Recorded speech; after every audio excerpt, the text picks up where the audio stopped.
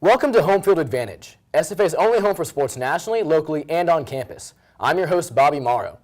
Today we'll talk about the ongoing woes of two NFL teams in Lone Star State, this weekend's annual homecoming game, the World Series, the upcoming NBA season, and more. All that and then some coming your way on Home Field Advantage.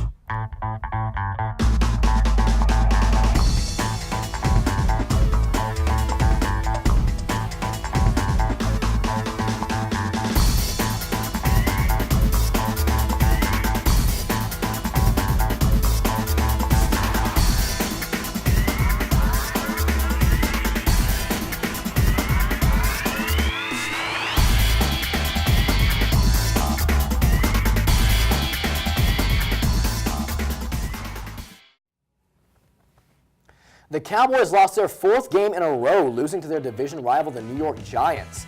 Matt Castle got his first start for the Cowboys and threw for 227 yards, one touchdown, but with 3 interceptions.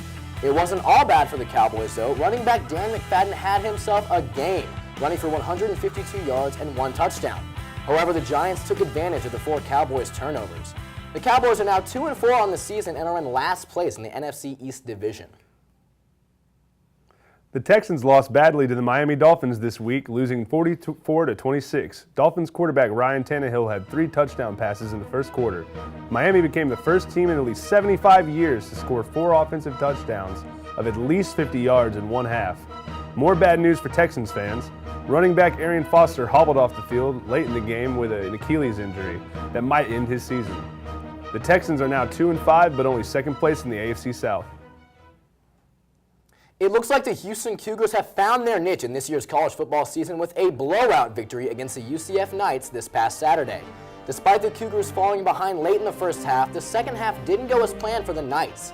The Houston Cougars' Kenneth Farrow rushed for a career-high 167 yards and 3 touchdowns to lead the University of Houston to a 59-10 victory on the road against the Knights. With this convincing victory, the Houston Cougars move into the AP Top 20 for the first time since 2011, with a ranking of 18th in the nation. There was a shocker in Tallahassee this weekend as Georgia Tech faced off with the 9th-ranked Florida State Seminoles. What eventually became the Seminoles' first regular season loss in 3 years, Robert Aguayu, perhaps the best kicker in the country, attempted a 56-yard field goal with 6 seconds left in the fourth quarter to put the Seminoles ahead of the Yellow Jackets 19-16. However, Patrick Gamble had a different idea as he blocked this game-winning field goal that led to his teammate Lance Austin upsetting the Seminoles with a 78-yard scoop and score, putting Georgia Tech over Florida State 22-16. Florida State falls to 17th in the country. Despite rainy conditions, the Texas Longhorns came out with a 23-9 win over the Kansas State Wildcats, improving the Longhorns' record to 3-4. Backup quarterback Tyrone Swoop scored 3 touchdowns for the Longhorns, including 2 rushing touchdowns. The Longhorn defense did the heavy lifting in the rough playing conditions, holding Kansas State to 9 points and only 242 total yards of offense. Kansas State has now lost 4 games in a row and drops to 0-4 in conference play. The Longhorns look to continue their winning ways this weekend when they travel to Iowa State to take on the 2-5 Cyclones. The Royals take Game 1 of the 2015 World Series. The Royals, who knocked off the Toronto Blue Jays in 6 games, met with the National League champion New York Mets on Monday night and came away with a wild walk-off win in the bottom of the 14th, when Alex Gordon hit a sacrifice fly to win the game. For the Royals, it's a quick return to the World Series after falling in 7 games to the San Francisco Giants. For the Mets, this is their 4th World Series appearance and their first since 2000. SFA women's soccer team played an impressive game this past Sunday against Incarnate Word. The Lady Jacks dominated the Lady Cardinals and came out with the win. Hannah Baker and Brianna Moore each scored a goal in their 2-0 victory. The Lady Jacks improved to 7-0-2 and are currently ranked number 1 in the Southland Conference with 2 remaining road games. The SFA football team came away with an upset victory of 28-21 against Southeastern Louisiana. The Lions started the game off strong and were up 20-0, but the Lumberjacks fought back and ultimately took the lead in the fourth quarter. After trailing 27-20 entering the fourth, Zach Conk scored on a 1-yard game-winning touchdown rush with 38 seconds to go. The Lumberjacks improved to 2-5 on the season. Their next game will be against Incarnate Word on Halloween at 3 p.m. This will also be SFA's annual homecoming game. When we come back, we'll take a closer look at SFA's fencing club. Stick around. This is Home Field Advantage.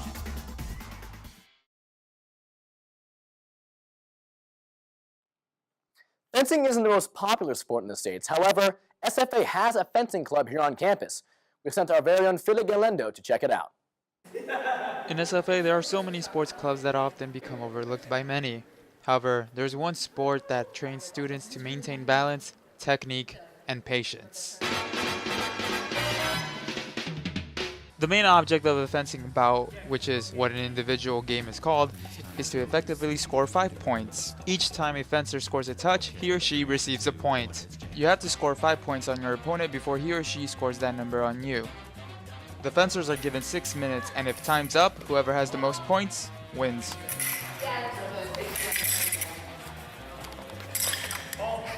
Since their establishment, the SFA Fencing Club has gained curiosity from students into the art of sword fighting. The club can reply to that curiosity with practice. We talk about the positioning, the movements, how to attack, how to defend, how to recover, like the basics, and the fundamentals of it, footwork, and it's always this repetition to get good at something. It's always this repetition and repetition. Do not expect to just focus on one technique. The president makes sure that the fencers practice with various forms of the sport. We also offer like the saber fencing, epee fencing, and we're actually currently working on trying to implement like long sword fencing as well that way. But obviously more safety precautions would have to go, so you would have to do the foil fencing first to learn and understand what fencing is, and then from there you can progress. The SFA Fencing Club is welcoming everyone from all levels in fencing. Those who are brand new to the sport will be guided by the officers who were once brand new to the sport themselves. Well, I've been doing it for 3 years. I started my first semester when I got here. Yeah. And then I became an officer my third semester, so my second year. I've been an officer ever since. First started, the only experience I had in fencing was watching movies. So I had zero actual physical experience with it. The club taught me everything.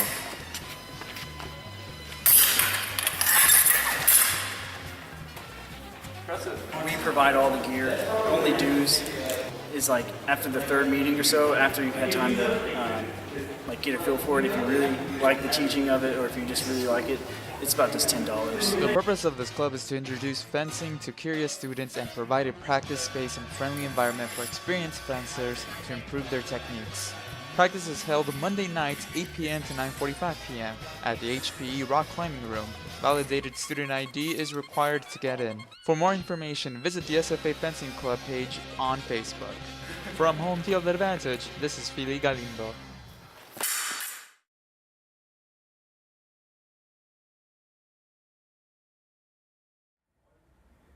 Welcome back. I'm Crystal Hickman, and I'm here with Maddie Kaufman. How are you doing today, Maddie? I'm doing awesome, doing great. Okay, so I understand you play sports here at SFA. So what exactly do you do?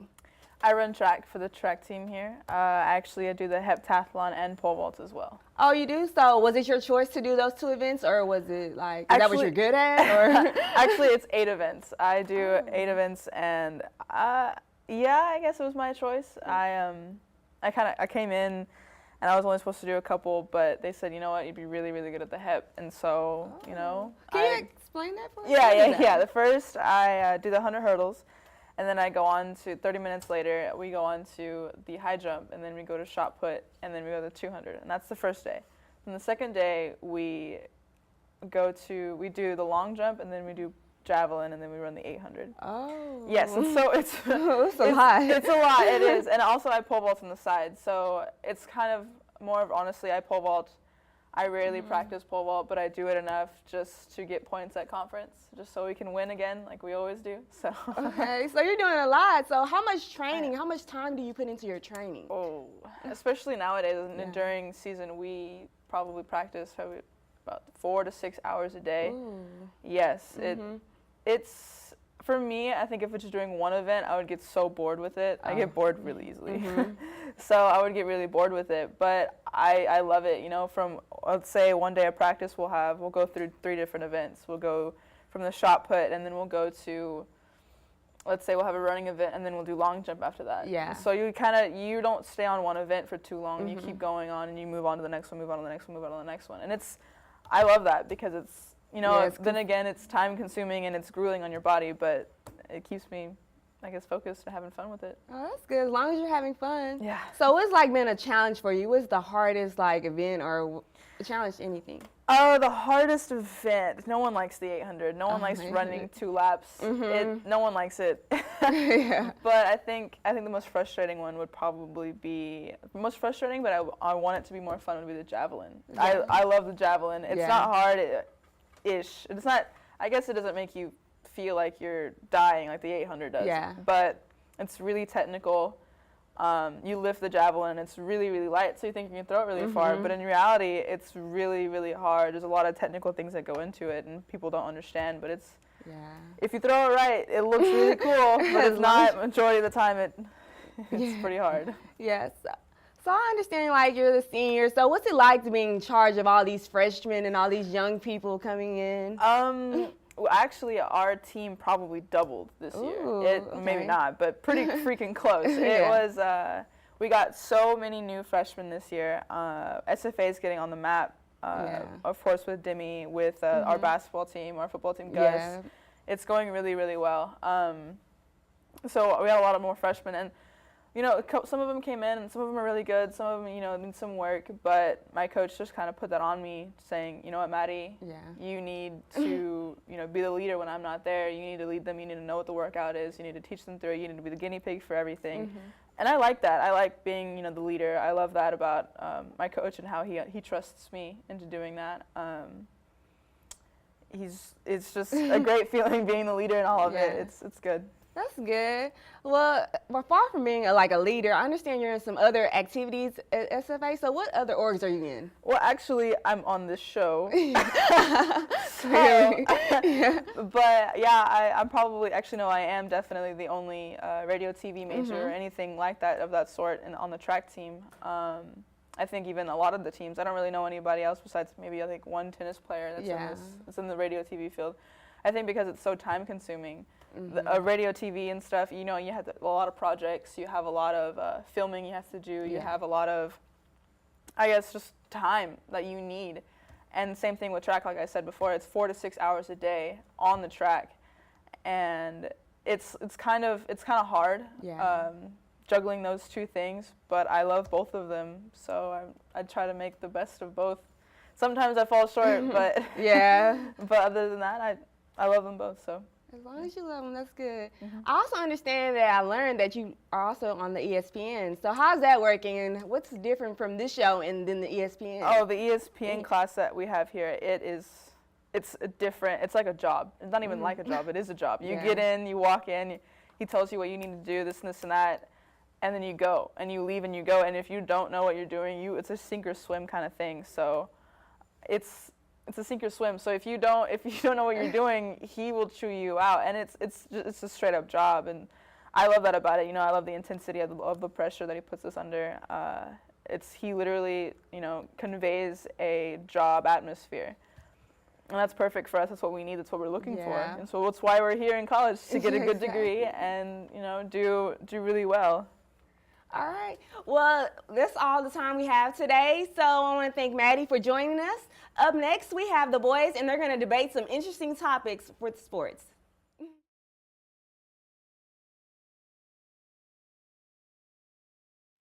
Welcome back to Home Field Advantage, and now it's time for, my personally favorite portion of the show, the debate portion. And it's going to be a little bit different, though, this week. Instead of 3 of us, it's going to be 2 of us.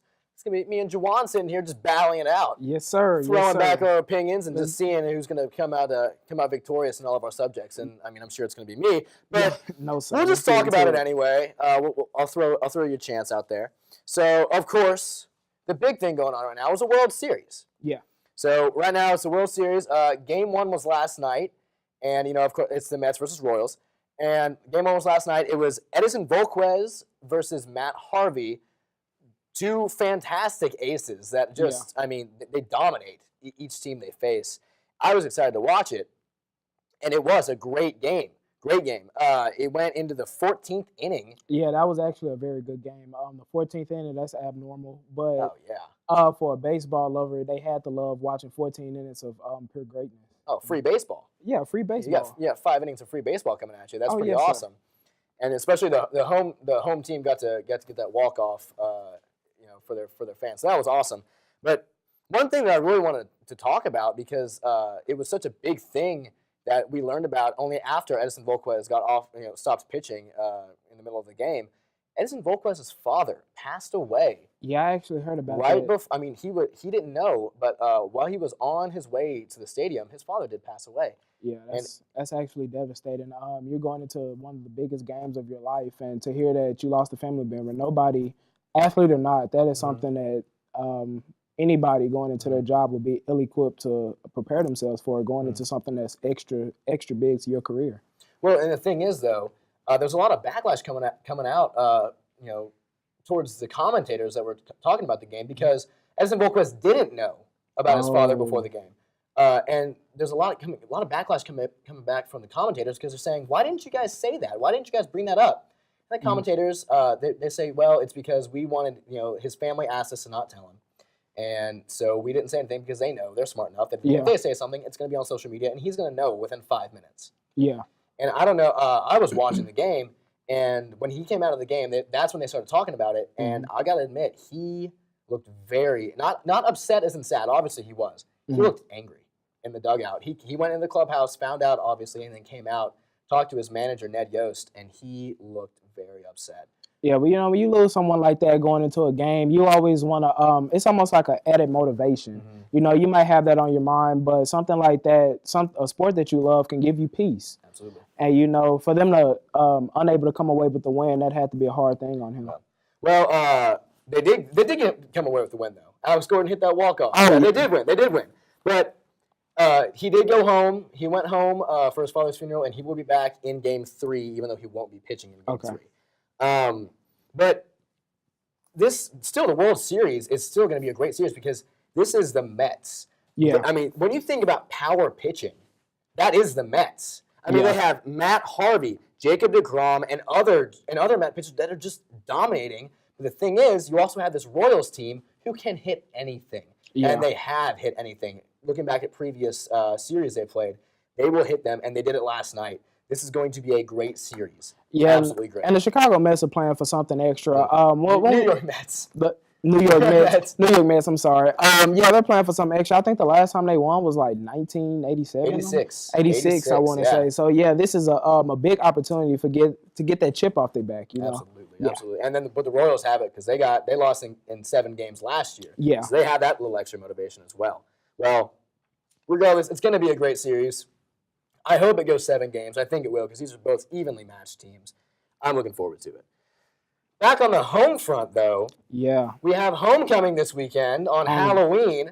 It's going to be our Lumberjacks playing on the Incarnate World Cardinals. Yeah, and our Lumberjacks have actually been on a pretty good roll this past couple weeks. They cut it close last week. Yeah, They won. It was the W. Yeah, that's the important thing. They finally got the W, and it's a lot of seniors that's experiencing this last homecoming game. So it's good that they can get a few wins in before the end of the season. Absolutely. And they're going to be playing Incarnate Word, and SFA is 2-5 now. They've gone on that little hot streak that we've been talking about. And then Incarnate Word is 4-3. Mainly because of their sensational running back, Junior Session. They call him Junebug, I'm pretty sure, is what I've been told. Junior Sessions, and he's going to have a big game, because our defense hasn't been stopping the run very much. Yeah, that has been one of the things that a lot of teams have been exposing about SFA, but luckily they have been able to gut a few games out at the end. So, yeah, Junior Sessions had 174 yards and 2 touchdowns in the last game. That was a big game, and if he continues his hot streak, SFA is in for it. But if Clint Conk, he's the coach, if Matt Conk can hold on to the ball, because he has a very bad history of fumbling. If he can hold on to the ball, I honestly do think SFA can win this one. Yeah, as shown in the previous couple weeks when they got that win against, what was that? The team that was on a 22-game losing streak. Nichols. Nichols State. That was a very sloppy game, and that was a very horrible game. Luckily, they was able to come out with a win, but you have to think that going into that game facing a team that's on a 22-game losing streak, you want to beat them more. You have to have a little bit of confidence going into that game, right? A little bit of confidence, but it's obviously that team was a bad team. Yeah. SFA is, as the coach have reiterated every week, that they're not a 2-5 team. No. They have more talent than that. So luckily, they've been able to get it together these past couple of weeks. Absolutely. And then, staying with SFA, Gus Johnson. Gus Johnson. Still in the news here on this show, got signed to the practice squad by the Atlanta Falcons. Yeah, actually, a lot of Cowboys fans was calling for him to be moved up to the active roster because outside of this previous game, the Cowboys have had a lot of running back problems. They've had some issues. Yeah, let's just leave it at that. Yeah, they started running back Joseph Randle went out with an oblique injury. Yeah. So, yeah, but Gus Johnson, that's a good thing. He just got signed to the Atlanta Falcons practice squad. So, hopefully that he's able to continue his career. Well, if he puts in the work, which I know he will, because it's Gus Johnson, he always one of the hardest workers, and I think he's going to put in some good work and he's going to do some good things. Yeah, he had a good. I hope so, at least. He had a good career here, and he had an excellent preseason for the Cowboys. Yeah, he had a great preseason. Yeah, a couple touchdowns. A couple touchdowns. He threw up the axe. Little Axum Jacks for his first touchdown. That was awesome. A lot of fans was excited about him, and long and behold, the Cowboys actually cut him and brought him back. Yeah, brought him back for another try, and then I guess they cut him again. Yeah. But that's in the past now. On to the future. Atlanta Falcons. He's going to do good. Yeah. Now, the NBA has started. Ready for it. Basketball is back. I'm excited. I know you're excited. I'm real excited. You love basketball, right? I love basketball. All the time. Loving your basketball. Yeah, Steph Curry in his opening night dropped 40 and had 24 points in the first quarter, which was his career high for a first quarter. So it was actually an incredible game to watch. The man's a beast. He's just MVP. I mean, that's all you have to say is MVP. Yeah, he showed why that he was awarded the MVP over James Harden. Now that's still a little sore for me. Oh, it's okay. The Players Association actually owned their own award show, and they awarded James Harden that MVP award. Oh, okay. So both of them walked away with a little something. A little bit, it's okay. Yeah, both of them walked away. Compensation, I guess you could say. Yeah.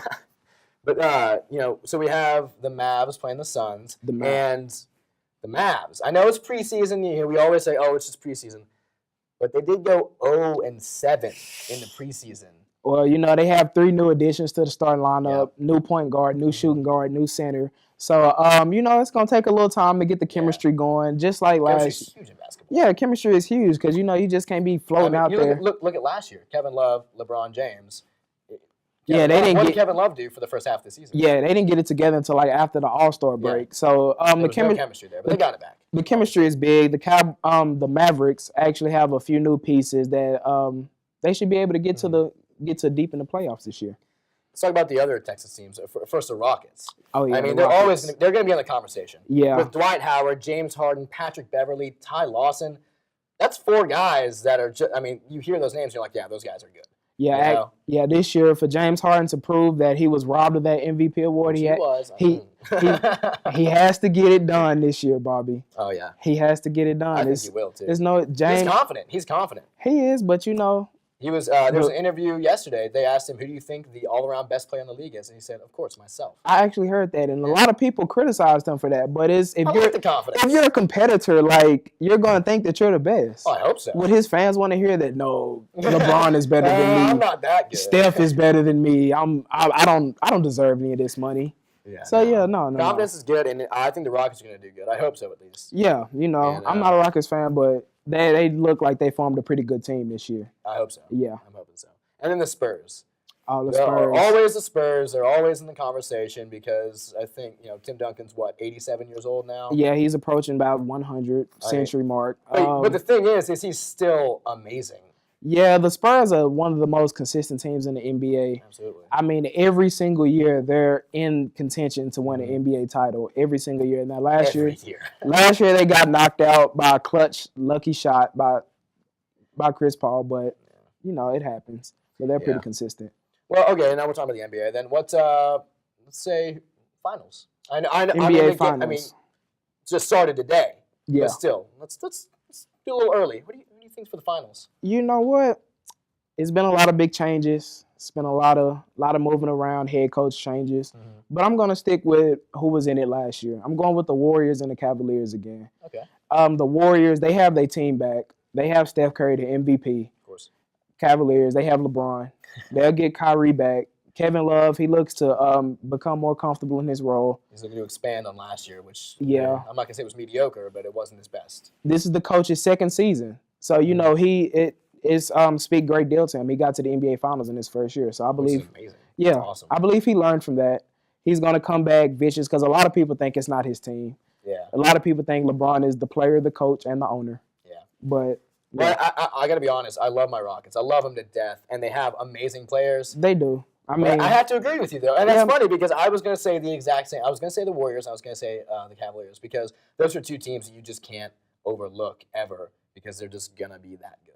Yeah, the Warriors are going to stay consistent. Now, Steve Kerr has done a magnificent job with them and LeBron.